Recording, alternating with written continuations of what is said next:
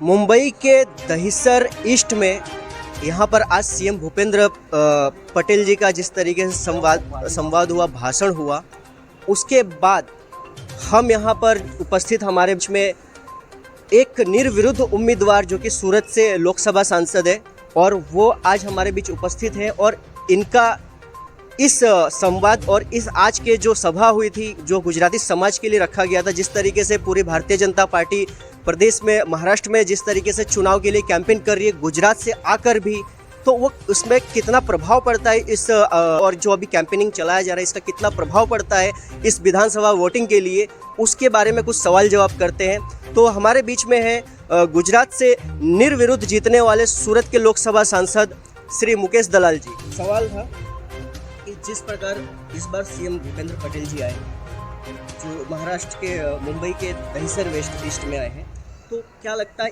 इस आज की सभा से कितना प्रभाव एक अलग हुआ? मुख्यमंत्री श्री भूपेंद्र भाई पटेल के आने से सिर्फ दहिसर में नहीं, दहिसर के लेके मुंबई सेंट्रल तक पूरी दक्षिण उत्तर की पट्टी में भारतीय जनता पार्टी की हवा का रुख बदल गया। ये सब सीटें वैसे भी महायुति जीत रही थी, मगर इनके आने से एक तो मतदान की टकावारी में बढ़ोतरी होगी, साथ में भारतीय जनता पार्टी और महायुति को जो मतदान मिलने वाला है इस मतों की टकावारी भी बढ़ेगी। भूपेंद्र भाई पटेल साहब ने गुजरात में जो विकास के काम किए हैं वो यहाँ के सब गुजरातियों को पता है और इनका ही मॉडल महाराष्ट्र में, मुंबई में आगे जाके काम लगने वाला है। तो भूपेंद्र भाई पटेल साहब के यहाँ आने से पूरी हवा का रुख यहाँ बदल गया है। यही एक मुद्दा है वक्फ बोर्ड का। जिस तरीके से अभी वक्फ बोर्ड के पहले जिस तरीके से कई प्रदूषण देखे गए और उसके बाद जिस तरीके से वक्फ बोर्ड के खिलाफ अब लगातार आवाज़ उठाई जा रही है, जिसमें भारतीय जनता पार्टी का अहम रोल दिख रहा है, तो इसके विषय में क्या कहना चाहिए? वक्फ बोर्ड का जो कानून है वो एक जुल्मी कानून है, राक्षसी कानून है।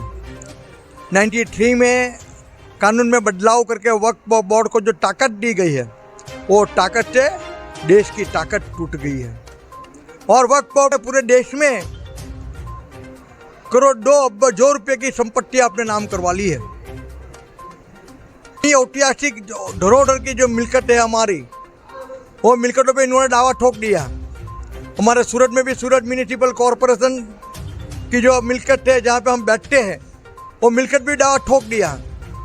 वक्फ बोर्ड का कानून में सुधार की बहुत आवश्यकता है। हम आभारी हैं नरेंद्र भाई मोदी साहब का, अमित भाई शाह साहब के कि इस जुल्मी कानून के सामने इन्होंने आवाज़ उठाई है।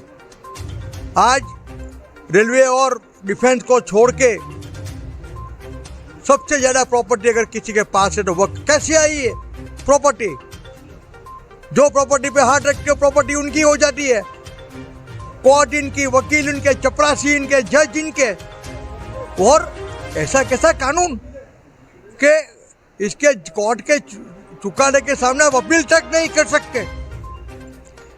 मैं नरेंद्र भाई मोदी साहब को, अमित भाई साहब को सलाम मारता हूँ कि इन्होंने पार्लियामेंट में कानून रखा, इसके लिए जेपीसी बिठाई है और पूरे देश में ये राष्ट्रीय मुद्दा है। और मैं समझता हूँ सब राष्ट्रवादी फोर्सेस इस कानून के साथ खड़े होंगे और आने वाले साल में हम देखेंगे कि नया सुधार का बिल पार्लियामेंट में जब पास होगा तब हिंदुस्तान में एक नई बिन सांप्रदायिक वातावरण की शुरुआत होगी और वक्फ बोर्ड की ये ताकत तोड़ने की बहुत आवश्यकता थी। जिस तरीके से वक्फ बोर्ड है, कुछ हिंदू संगठन सनातन बोर्ड की भी डिमांड कर रहे हैं, तो इसके बारे में क्या? देखिए, सबसे पहली बात तो मैं एक ही मोदी जी को और अमित शाह को धन्यवाद कहूँगा कि आज हमारा हिंदुत्व, सनातन धर्म, उनके लिए वो लड़ रहे हैं।